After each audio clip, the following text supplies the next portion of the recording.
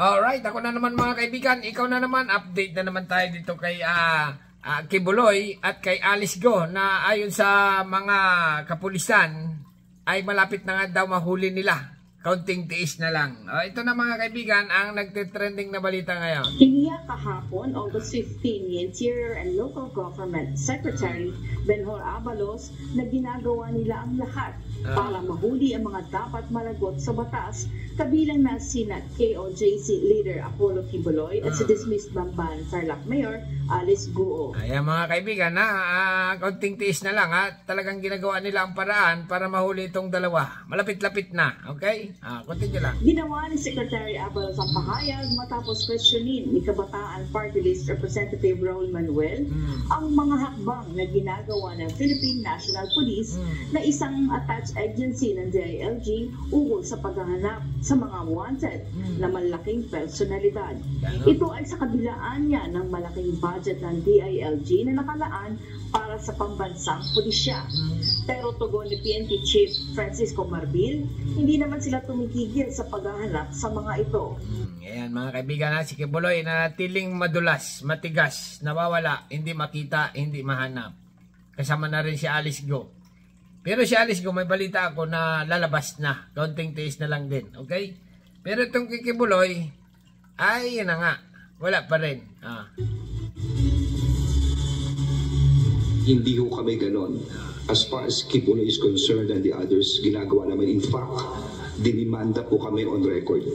Bakit kayo dinimanda ni Kibuloy? May warrant of arrest nga siya. Manda po ako ngayon, ang PNP, dahil sa pag-raid po namin sa Kingdom of Jesus. And we are going to answer these accusations against us. Just for the record, hindi po kami ganon.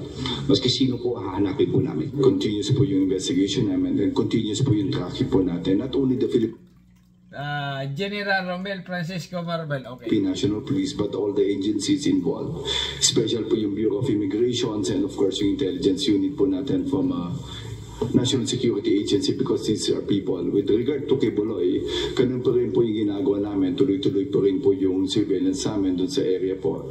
In yung location po ng 5 tao na hindi po pa nahuhuli. Napansin ko dito kay General, nanggigigil na kay Kibuloy. Kasi nga mga kaibigan, ang kapulisan ng Pilipinas nababatikos. Bakit daw ito, ganito, ganyan? Ang hina naman, tagal na, may warrant, may reward pa. Hindi mahanap nila. Ayan.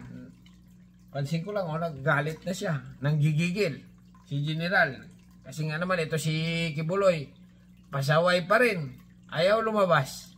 Kasama po ni fugitive Apollo Kibuloy. Ang mga dapat ganon, maikli lang. Alright, yan ang pinaka-update natin mga kaibigan. Si Pastor Apollo Kibuloy ay kaunting tiis na lang.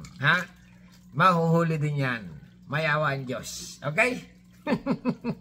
Son of God. Okay, hanggang dito na lang mga kaibigan. At bahala na kayo. Comment. Thank you very much.